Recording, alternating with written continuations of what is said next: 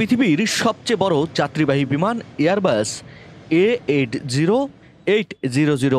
নামটা একটু খটখটে বটে। 2 তলা বিশিষ্ট এই প্লেনের নির্মাতা এয়ারবাস কোম্পানি। প্লেনটি প্রথম উড্ডয়ন করা হয় 2005 সালের 27 এপ্রিল। তবে বাণিজ্যিকভাবে প্রথম কার্যক্রম শুরু হয় 2007 সাল থেকে।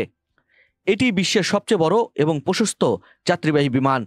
এই বিমানের এমন কিছু বৈশিষ্ট্য আছে যা অন্য বিমান থেকে একে আলাদা করেছে।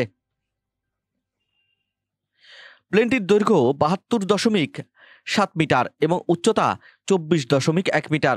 তবে প্লেনটির ডানার দৈর্ঘ্য সবচেয়ে বেশি, 79.8 মিটার।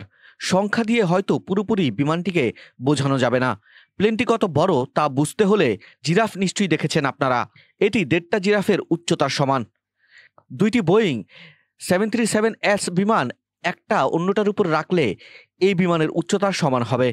আর দৈর্ঘ্য তো একটি ফুটবল পিচের চেয়েও বড়। প্লেনটি সর্বোচ্চ 575 টন ওজন নিয়ে আকাশে উঠতে পারে, মানে 115টি প্রাপ্তবয়স্ক হাতির ওজনের সমান।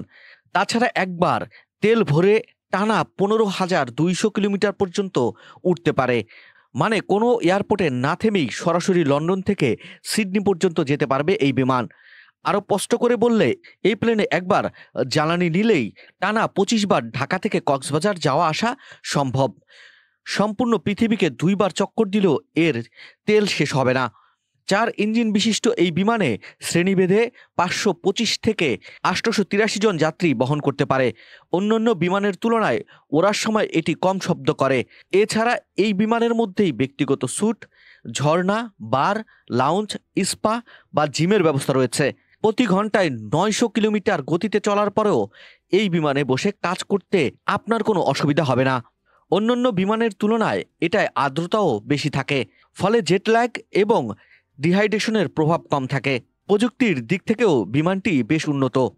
এর 4টি শক্তিশালী ইঞ্জিন আছে এবং প্রতিটি ইঞ্জিন আলাদাভাবে কাজ করতে পারে।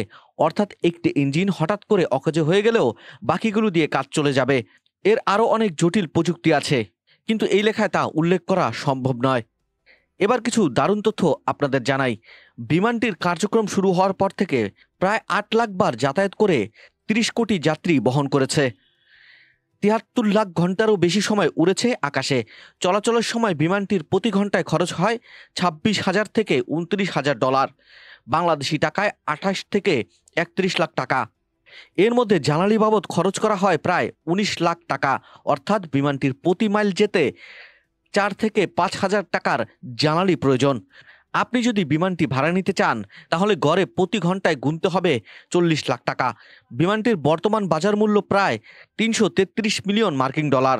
টাকার অঙ্কে কত হবে তা নিজেই বের করার চেষ্টা করতে পারেন আপনি।